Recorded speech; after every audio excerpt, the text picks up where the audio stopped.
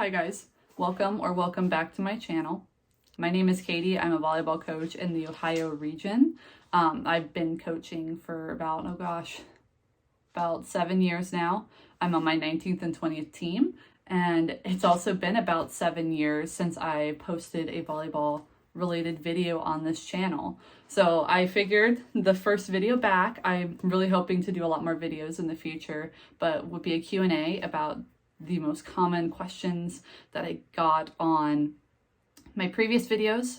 They're questions I've gotten over the years, whether they be on the videos or whether they be in person by athletes who just want to know more about the sport, want to know how to get better, want to know how to make teams. So that's going to be this video. If you want more information about my background and how I wouldn't call myself an expert, but pretty close to an expert on this field of volleyball and sports in general, you can go and watch my channel trailer. It's obviously on the front page of my page. All right, so let's get into it.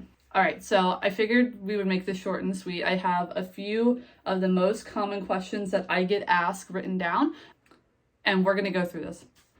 This is the time of year when you're either trying out for your high school teams, trying out for your junior high teams. This video won't be really geared towards college players. I can do more of a college style video later on if there are people interested, but we just had first round of club tryouts. I know several regions do club tryouts in July. This is the first year that the Ohio Valley region has done them in July, so it was quite the learning experience. But we will also be doing a second round in November and October to try and round out those teams. So if you tried out for a club team this summer and you didn't make it, there's still opportunities for you in the fall and going into winter. You just have to be on the lookout for those. And with high school tryouts have just concluded, you might have made your team, but they haven't told you which team you're on. This video could also be helpful, also help you knowledge-wise and understanding decision-making of coaches. All right, so the first question, how to make a team with no experience. So that's a really interesting one. There's a lot of components that go into it, but everybody starts out with no experience. All right, don't feel bad because you don't have any experience. We are not born with an expert knowledge on anything in life, right? We're not born knowing how to read. We're not born knowing how to play a sport. So just because you don't have any experience, it doesn't mean that they won't take you on a team, right? I think the best way to mitigate not having experience is to really be selective. Now, high school, you don't really have a say in whether your high school is, state champions every single year, or whether they can barely field a team. You don't really have a say in that. But what you can do is you can consume content. You can try and learn from people who have more experience than you. Now, when I say learn from people that have more experience than you, learn from people who have knowledge of the game that is backed up by either a degree, some kind of experience in the field, so college players, college coaches, high school coaches, not just your friend that's 1 year older than you and has played for a couple months, right? We want to learn from those people.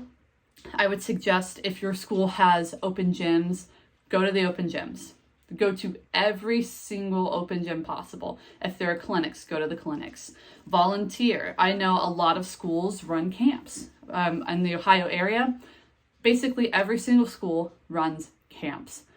Volunteer to help with the camps, because while you're volunteering, you're also learning more information about the sport. They're teaching the younger kids.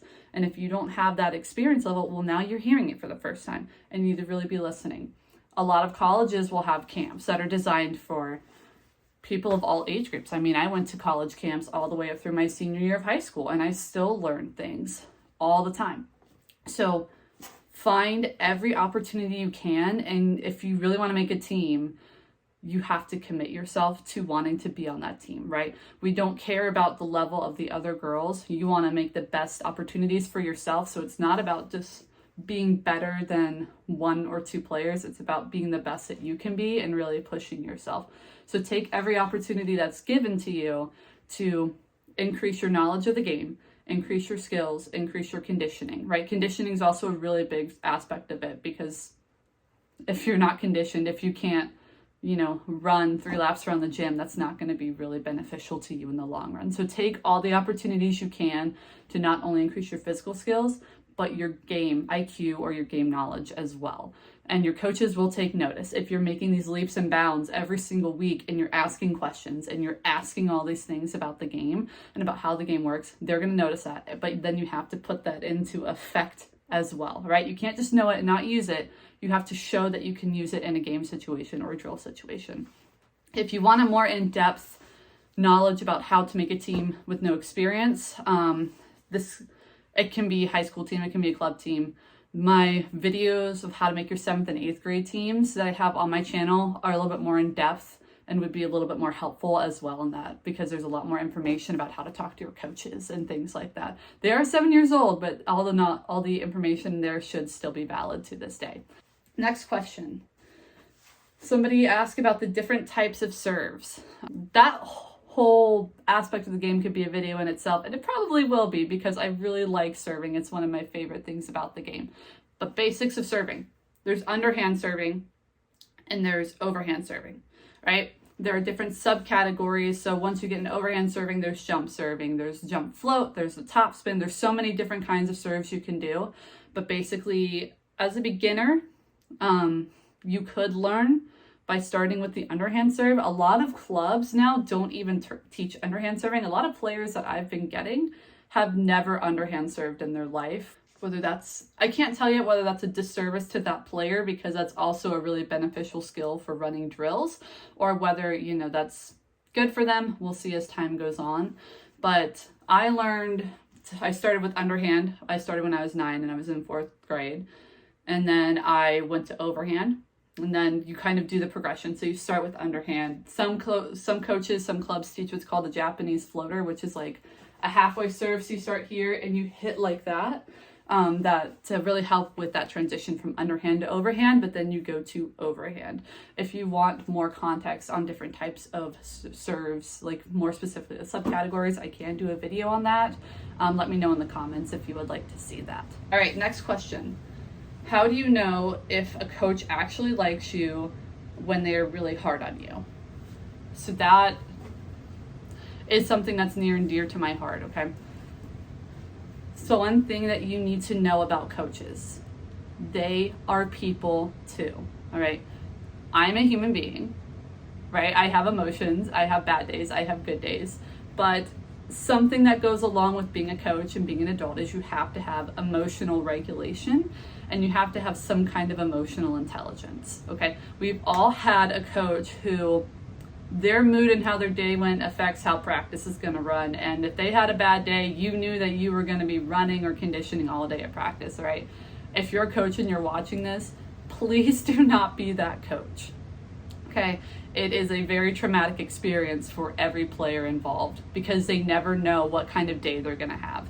As a coach, it's our job to make a consistent and safe environment for these kids, right? We don't know what's going on at home. We don't know what's going on at school.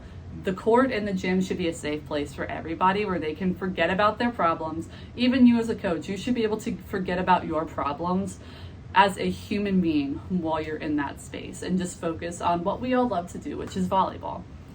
But back to the original question of how do you know if they like you or not when they're hard on you. If they're hard on you, they like you. All right. I, as a coach, it is my job to push you to be your absolute best.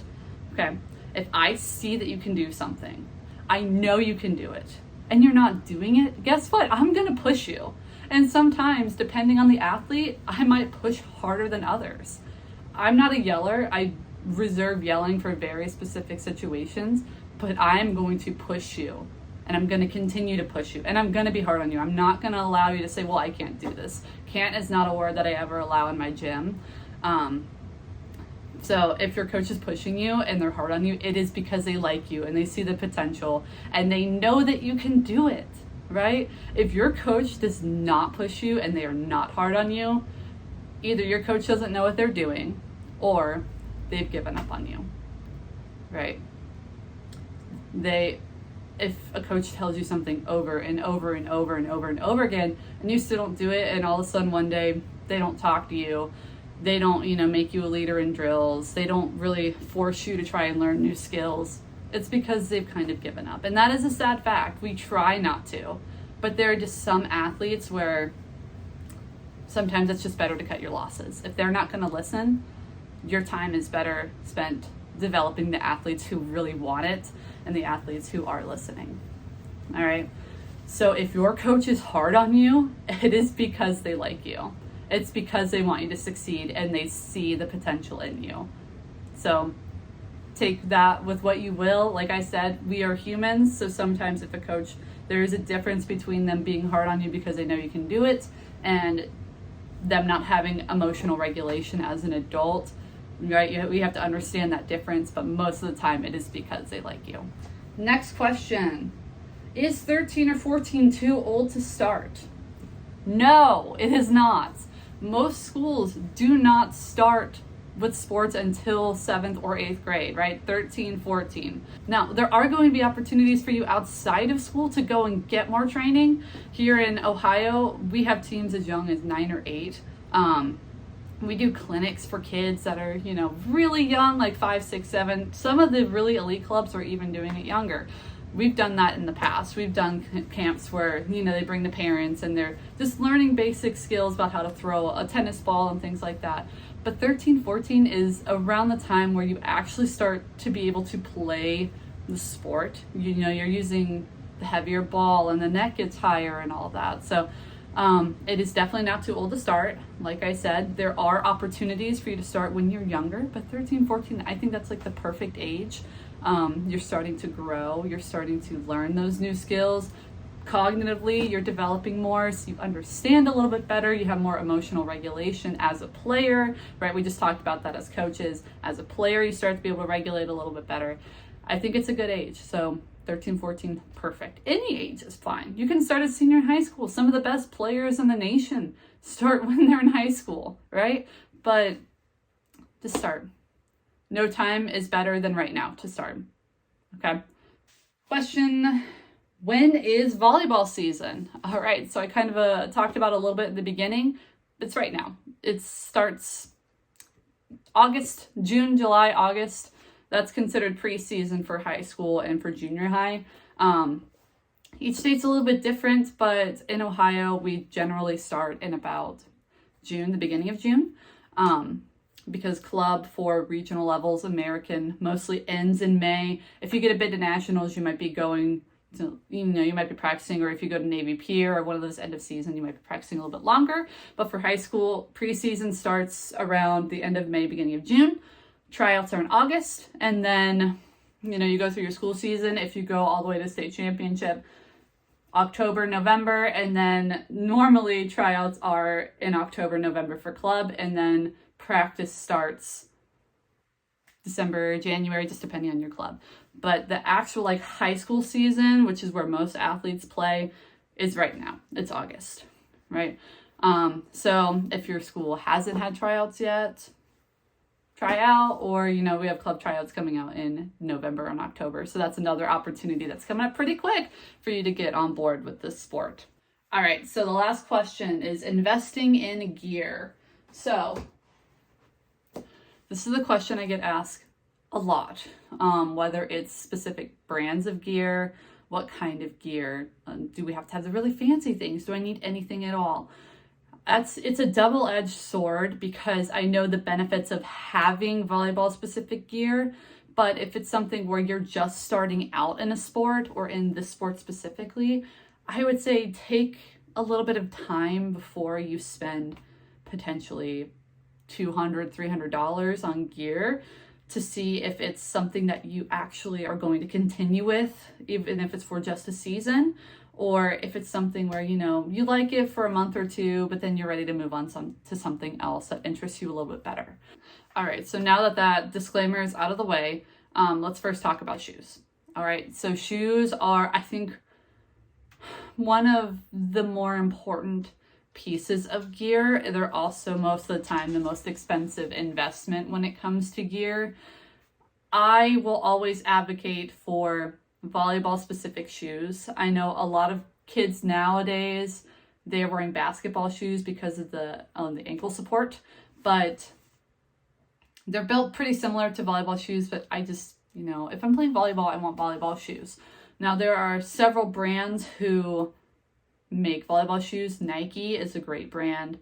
Adidas makes really great shoes. There's Mizuno, there's Reebok, all the big brands. They should have specific volleyball shoes, but I personally own Nikes and I personally own Adidas, and they've done very, very well for me. One thing I will suggest is make sure whatever shoe that you get has a toe guard. So when I say that, I mean really thick rubber around the toe of the shoe. All right, so these are my Adidas. They're a little bit dusty. I haven't worn them in a while. But what I'm talking about with the toe guard is if you can see this really thick line of rubber that goes around the toe of the shoe. It's really important because when we teach serving, at least they should be teaching you serving this way. When we do stand serving, like overhand serving, your foot, that should be dragging the ground, all right? So that helps us with stability. If we're completely picking up our foot, it changes the way that our core is working, and that changes the way that the serve works. So having your foot drag, your toe drag on the ground helps with that stability. It keeps us kind of centered. So when you're dragging your foot all the time, having this extra rubber, this toe guard on the front of your shoe will really help with making sure that your shoes kind of stay intact. We don't want to burn holes in the front of our shoes within the first months of getting them, because it is very easy to do, all right? So again, it doesn't really matter whether you have volleyball or basketball shoes. I would simply suggest that you make sure that that really thick toe guard is around the front of the shoe, because it's going to help with the lifespan of your shoe. The only kind of shoes that I would not recommend, and every single year I see kids do this, Vans. Absolutely not. Canvas shoes will provide you zero support, and they will provide you zero protection. Same thing with running shoes. It's gotten to be very popular in the past several years, maybe the last 10 years. Running shoes are very lightweight. So again, lightweight shoes mean little protection from your feet getting stepped on, rolled ankles, all those things. The heavier shoes that you can really plant and move around in are going to be your better option. All right, so the next most important thing, in my opinion, are the knee pads. I would not recommend the big, we call them turtle shell knee pads. I don't have any to show you, quite honestly. I haven't owned a pair since I was 10 years old. But basically, we all know what they look like. Probably from me just saying turtle shell knee pads, you know what I'm talking about.